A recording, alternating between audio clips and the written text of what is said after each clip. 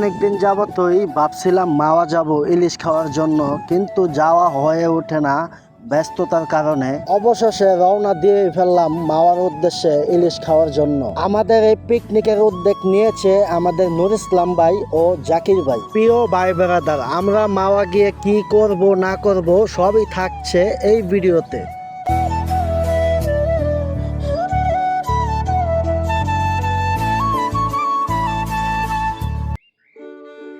আল্লাহর অশেষ রহমতে চলে আসলাম আমাদের গন্তব্য স্থানে।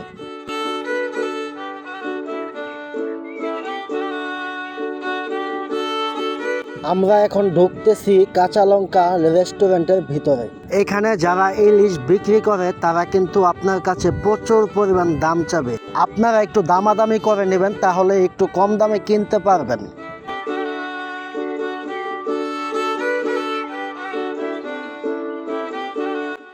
তো আমার কিন্তু এর আগে আর কখনোই মাওয়া আসা হয় নাই, আমি এই প্রথমবারের মতো মাওয়া আসলাম। মাওয়ার ইলিশ খেয়ে আপনাদেরকে অনেস্ট রিভিউ দেওয়ার চেষ্টা করব। আমরা এই ট্রিপে 11 জন মানুষ গিয়েছিলাম, ড্রাইভার সহ 12 জন। আমরা 5টা ইলিশ নিয়েছি। আমরা যে ইলিশগুলা নিয়েছি একেবারে ছোটও না, আবার একদম বড়ও না, মাঝামাঝি সাইজের মধ্যেই আছে। আমাদের কাছ থেকে এই 5টা ইলিশের দাম 3200 টাকার মতো নেওয়া হয়েছে। কয়টা কেজি? 1000 টাকা কেজি। আমরা যে আচারটা খাচ্ছি সেই আচারের দাম নাকি 1000 টাকা কেজি। নুর ইসলাম ভাই খাওয়ার পরে দেখি কি বলে। একটু কন কেমন? ভালো না? মোটামুটি। অনেকের একটা ভুল ধারণা থাকে বড় ভাইদের সাথে পিকনিক করে কোনো রকম মজা পাওয়া যায় না। তো তাদের উদ্দেশ্যে আমি একটা কথা বলি, আমাদের নুর ইসলাম ভাই কিন্তু আমাদের এলাকার বড় ভাই। আমাদের কিন্তু সবসময় উনি স্নেহ করে এবং ভালোবাসে। ব্যক্তিগতভাবে আমরা ওনার সাথে ট্যুরে গিয়ে খুব মজা পাই।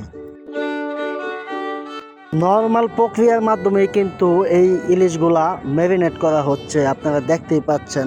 আমরা ঘরের ভিতরে যে মশলাগুলা ব্যবহার করে থাকি তরকারির মধ্যে, সেই মশলাগুলাই কিন্তু এখানে ব্যবহার করা হচ্ছে। যেমন হলুদ, মরিচ, লবণ, সিক্রেট কোনো মশলাই ওনারা ব্যবহার করতেছে না। দেখুন কি সুন্দরভাবে খাঁটি সরিষা তেলের উপরে ইলিশগুলা ছেড়ে দেওয়া হচ্ছে।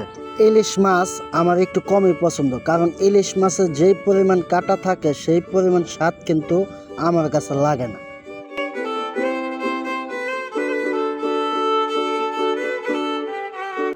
মাওয়া আসার পরে এই ইলিশের লেজের ভর্তাটা যদি আপনি না খান তাহলে আপনার মাওয়া আসাটাই বৃথা যাবে। এই ইলিশের লেজের ভর্তাটা এত সুন্দরভাবে মেকিং করা হয়, একটা কাটাও আপনি খুঁজে পাবেন না। ইলিশ মাছের লেজের ভর্তাটা কিন্তু খুব সাধারণভাবেই তৈরি করা হচ্ছে। ওনার হাতে যেই জিনিসটা দেখতেছেন সেই জিনিসটা কিন্তু একটা কাঠের হ্যামার। আমরা রাতের বেলা যাওয়ার কারণে কিন্তু অনেক কিছুই স্পষ্টভাবে উপভোগ করতে পারিনি। আপনারা যারা দিনের বেলা যাবেন স্পষ্টভাবে সব কিছুই কিন্তু উপভোগ করতে পারবেন খুব সুন্দরভাবে।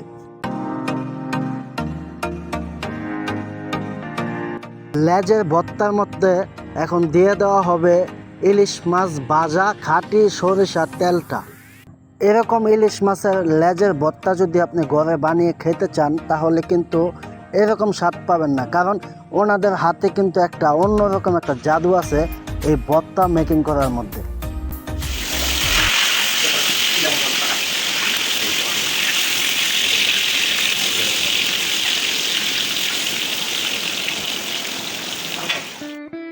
অবশেষে আমাদের খাওয়া দাওয়ার পালা চলে আসলো। আমরা খেয়ে আপনাদেরকে জানানোর চেষ্টা করব এই মাওয়াঘাটের কাঁচা লঙ্কার রেস্টুরেন্টের খাবার কীরকম হয়।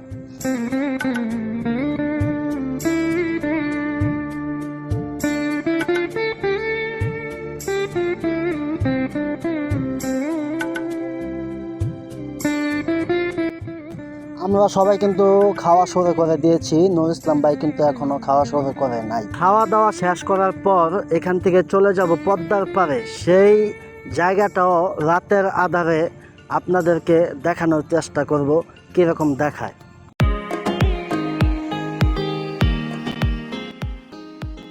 আমরা খাওয়া দাওয়া শেষ করে এখন চলে আসলাম বালুর মাঠে। এখান থেকে আমরা চলে যাব নদীর সাইডে, মানে পদ্মার পাড়ে। রাতের আধারে পদ্মার পাড় কিরকম দেখায় সেটাই দেখানোর চেষ্টা করব আপনাদেরকে। এখন আমরা এই যে বিচে যাইতেছি, ওই যে বাতি জ্বলতেছে ওটা পদ্মা সেতু রেল লাইন।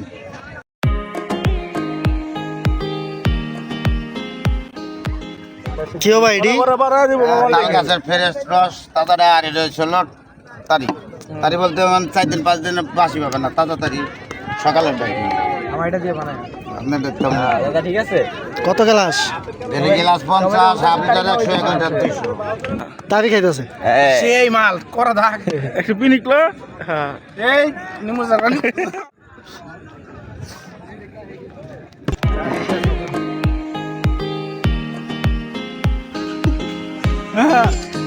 আমার ব্যাট লই লড়তে না, দেখছেন যে অবস্থাটা।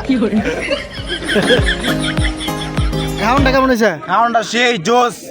আলামিন ভর্তাটা কেমন হয়েছে? বত্তাটা সেই হইছে, বত্তা দিয়ে মানে 2 প্লেট ভাত বেশি খায় বালাইছে। বত্তরের কথা ইলিশের মানে বত্তা, এটা কোনো ইলিশের। তুলনা নাই। আসলেই খাবারটা খুব ভালো হয়েছে।